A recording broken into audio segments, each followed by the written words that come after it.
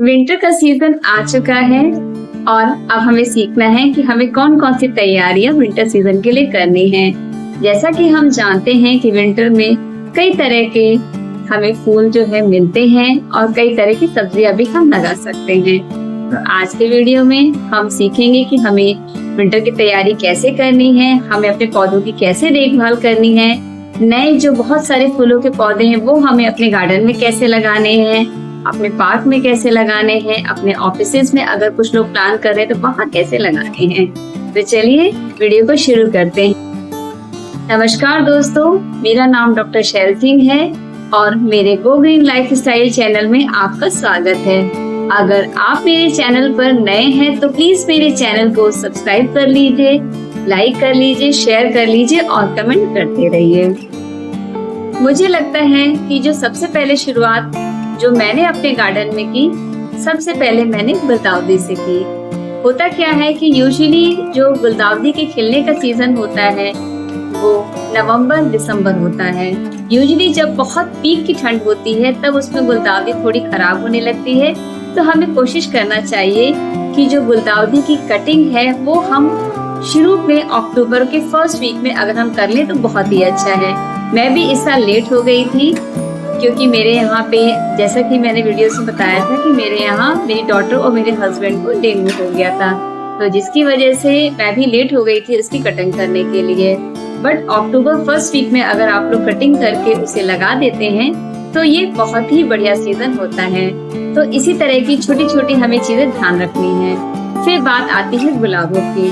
गुलाबों की भी कटिंग हमें कंटिन्यूस करते रहना है और खासकर नवंबर एंड या बेस्ट टाइम नवंबर फर्स्ट वीक होता है, मगर आप नवंबर एंड तक भी इसे अच्छे से डीप, जिसको डीप कटिंग कहते हैं, हार्ड कटिंग कहते हैं, वो हमें गुलाबों की करनी है। इसी तरह हमें गुलदाउदी की भी करनी है ताकि जितनी हम उसकी कटिंग करेंगे उतने ही ज्यादा उसमें जो है फूल निकलेंगे।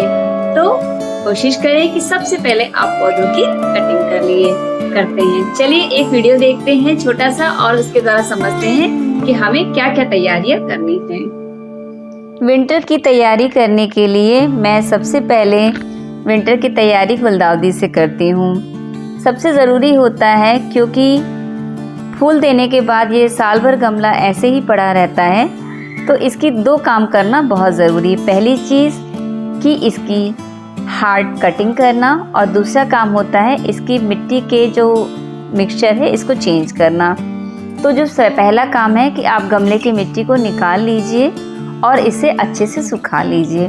सुखाने से क्या होता है कि जो बारिश का सीज़न होता है उसमें कई बार कैटरपिलर्स या चींटियाँ या कोई भी कीड़े मकोड़े होते तो वो ख़त्म हो जाते हैं और मिट्टी से चले जाते हैं। उसके बाद एक बढ़िया सा कॉम्पोजिशन आप इसका बनाइए। सबसे पहले इसका कॉम्पोजिशन बनाने के लिए हम आज वर्मी कंपोस्ट का इस्तेमाल करेंगे। वर्मी कंपोस्ट बहुत ज़रूरी है हमारा मिट्टी का कॉम्पोजिशन बनाने के लिए। अप्रॉक्स 40% अगर आप वर्मी कंपोस्ट ले रहे हैं तो आपको कम से कम 40% ही आपको जो पॉट का जो मिक्सचर जो पॉट की मिट्टी निकल रही वही आपको वो लेना है। यानी कि अगर मेरा 10 या 12 इंच का गमला है तो उसमें आधी मिट्टी उसकी लेनी है और उसका आधा ही पोर्शन हमें वर्मी कंपोस्ट मिलाना है। फिर इसमें कुछ दाने DAP के मिलाने हैं और कुछ हमें चूना मिलाना है। मैं बोन मील भी मिला रही हूँ। बोन मील प्लांट को ग्रूमिंग का काम करता है। यह रूट की ग्रोथ को और फूलों को डेवलप होने में बहुत मददगार साबित होता है और यह तेज़ी से फूलों को खिलाता भी है। इसके अलावा हम इसमें सरसों की खली मिला रहे हैं। सरसों खली जो हम मिलाते हैं ये बहुत ही अच्छा सोर्स है नाइट्रोजन का। जैसे कि पौधे को कुछ चीज़ें मैक्रोन्यूट्रिएंट्स चाहिए होती हैं और कुछ माइक्रोन्यूट्रिएंट्स, ये मैं वैसे ही बहुत सारी वीडियोस में बता चुकी हूँ। तो इसी तरह से हमको मिट्टी का कॉम्पोजिशन रखना है कि पौधे को हर चीज़ मिल सके।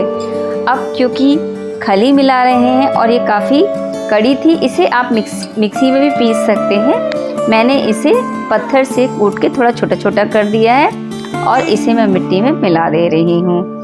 देखिए मिट्टी का कॉम्पोजिशन तब जब अच्छा होता है जब अगर मैं मुट्ठी में मिट्टी लूँ और वो भरभरा के गिर जाए तो आप समझ लीजिए कि आपकी मिट्टी बिल्कुल परफेक्ट बनी है पॉट के लिए। और यह जो कॉम्पोजिशन है इसमें आप कोकोपीट भी मिला सकते हैं, ये आपकी अपनी चॉइस है। यूजुअली होता क्या है, क्योंकि मेरा अपना सोचना है कि बहुत चीज़ें खरीद के लाके, जैसे क्या होता है कोकोपीट कॉस्टली भी पड़ता है मिलाने में, तो मैं क्या करती हूँ, जैसे मूंगफली वगैरह है वो मैं मिक्स कर लेती हूँ, जो छिलके होते हैं उसके, या नारियल का खोल जो हम साल भर पूजा पाठ में इस्तेमाल करते रहते हैं उसको भी मैं मिक्सचर, क्योंकि उन सब का काम होता है मॉइस्चर को होल्ड रखना और हमारे गमले को लाइट बनाना, तो वो भी आप इसमें मिक्स कर सकते हैं। तो अभी हम इतना ही कॉम्पोजिशन में डाल रहे हैं। और अगर आपके पास सूखी पत्तियां हैं, क्योंकि जिनके पास गार्डन होते हैं पत्तियां भी गिरती रहती हैं, तो वो भी आप इसमें मिक्स कर सकते हैं। जो काम हमारा कोकोपीट करता है वही काम हमारी जो सूखी पत्तियां होती हैं वो भी वही काम करते हैं, तो उसे भी आप मिक्स कर सकते हैं। अब इसे हम जितने भी गमले हैं हमारे पास में उसमें हम इसे भर लेंगे और अपने पॉट्स को तैयार कर लेंगे। और एक एक करके जो गुलदाउदी है और जो भी हमारे और भी विंटर के पौधे हैं उसे हम इस मिक्सचर में लगा लेंगे। और जो भी प्लास्टिक आती है मेरे यहाँ, यूजुअली डॉगी है मेरे यहाँ, तो उसका जो फूड आता है उसकी भी प्लास्टिक को मैं रिसाइकिल कर लेती हूँ, या जो भी डिब्बे किचन से निकलते हैं उनको भी मैं यूज़ कर लेती हूँ। मेरे पास पिछले साल मैंने बहुत सारे बीज प्रिजर्व करके रखे थे, तो अब इसी कॉम्पोजिशन में हम उन जो हमारे पास प्रिजर्व सीड्स थे उनको भी मैं लगा रही हूँ। ये देखिए, पिछले साल भी बहुत सारे पौधे जो थे उसमें, क्योंकि मैं हर साल इसे प्रिजर्व करने का काम करती हूँ, मगर कई बार मैंने वॉच किया है कि फूल नहीं निकलते हैं। होता क्या है, ज़्यादातर जो विंटर के पौधे होते हैं वो हाइब्रिड होते हैं, तो कई बार उसमें वो नहीं निकल पाते हैं, उसकी जो सैपलिंग्स हैं वो प्रॉपरली नहीं बन पाती हैं। मगर मैं हर साल क्योंकि प्रिजर्व करने का काम करती हूँ, तो देखते हैं ऐसे लगाने से जो सीड्स उसके हैं उससे कौन कौन से पौधे मेरे तैयार होंगे। तो मैं इसी तरह से जो भी मैंने बीज पिछले साल के इकट्ठा करके रखे थे उन्हें मैं लगा रही हूँ। और गुलदाउदी को भी मैंने कटिंग करके ये देखिए इस तरह से तैयार कर लिया है। देखिए मेरी गुलदाउदी पूरी तैयार हो गई है। अब आती है विंटर फूलों की बारी। यह देखिए मैं बाज़ार से 400 रुपये के जो फूल मैं तैयार करके लाई थी, जो फूल मैं लेकर आई थी, इनको भी लगाने का मैं अब जो मिट्टी का कॉम्पोजिशन बनाना है मैं उसे तैयार कर रही हूँ। देखिए मेरी एक आदत है, ये हर गार्डनर का एक अपना अलग सोच होता है। अब देखिए क्या था, मेरे पास ये सहजन की पत्तियाँ पड़ी हुई थी, तो मैंने सोचा वर्मी कंपोस्ट में मैं इन्हें भी मिक्स कर लूँगी इस बार, क्योंकि मैं कई बार जो सहजन की पत्तियाँ होती है उसे इकट्ठा करके मैं सुखा कर रख लेती हूँ, क्योंकि ये भी बहुत ही अच्छा फर्टिलाइज़र का ही काम करते हैं।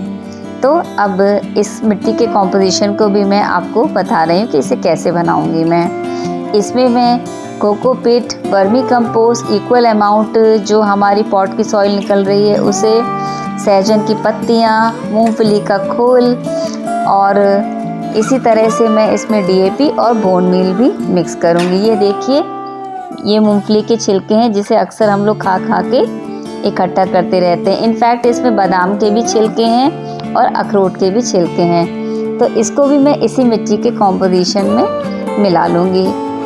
देखिए होता क्या है कि ये जितनी भी चीज़ें हम मिक्स कर रहे हैं ये क्योंकि ये सब हमारा किचन वेस्ट है, तो इसके कॉम्पोजिशन में जब हम इसे लगाएंगे तो पौधे को हेल्प भी मिलेगी, और जो काम कोकोपीट है या लीव्स करती हैं और ये डालने के बाद भी कॉम्पोजिशन का जो मिक्सचर रहेगा वैसा ही रहेगा। मतलब बहुत सारे लोग सोचते हैं कि नहीं कोकोपीट मिलाना तो कोकोपीट ही मिलाना, ऐसा नहीं है। आपके घर में जो भी ऑर्गेनिक वेस्ट आपको लगता है कि आप इसे इस्तेमाल कर सकते हैं पॉट मिक्सचर बनाने के लिए, तो उसे आप इस्तेमाल कर लीजिए। ये देखिए मेरे पास नारियल के खोल का भी बहुत सारा छिलका बचा था, उसे भी मैं इस मिक्सचर में मिला रही हूँ।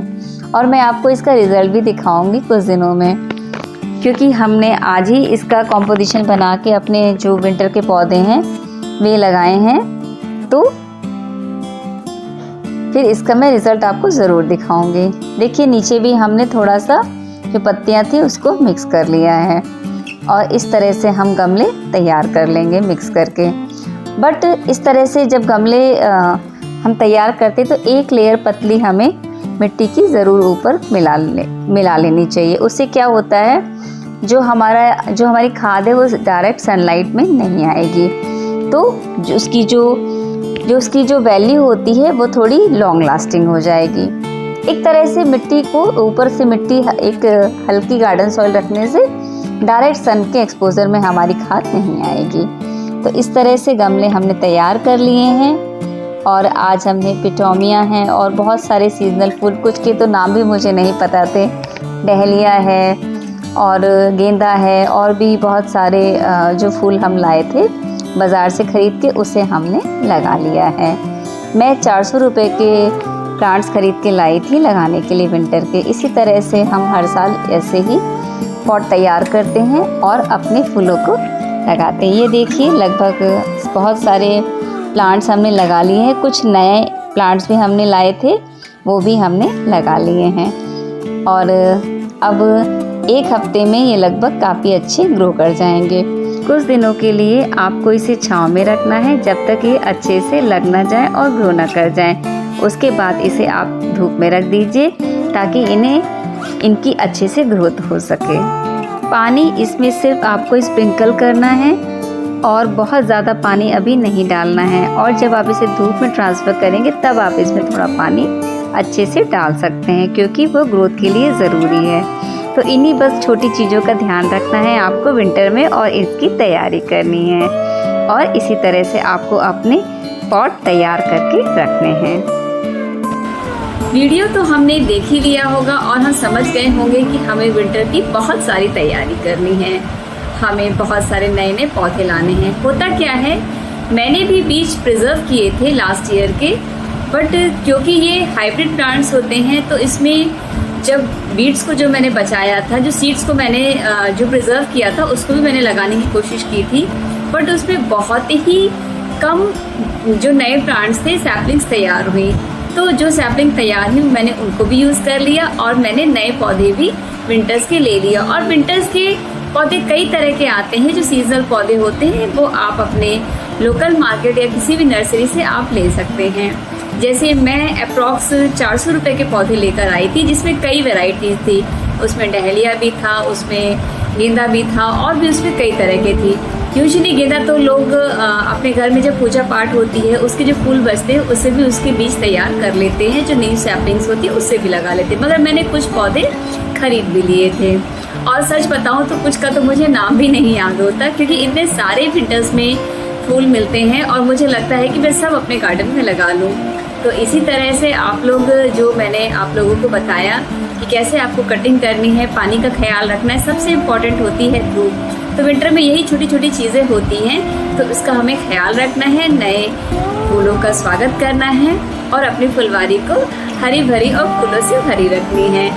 और मुझे कमेंट करके ज़रूर बताइएगा आपने कौन कौन से पौधे इस विंटर में लगाए। और वीडियो अच्छा लगा हो तो प्लीज़ मेरे चैनल को सब्सक्राइब कर लीजिए, लाइक कर लीजिए, शेयर कर लीजिए और कमेंट करते रहिए। Happy winters, thank you.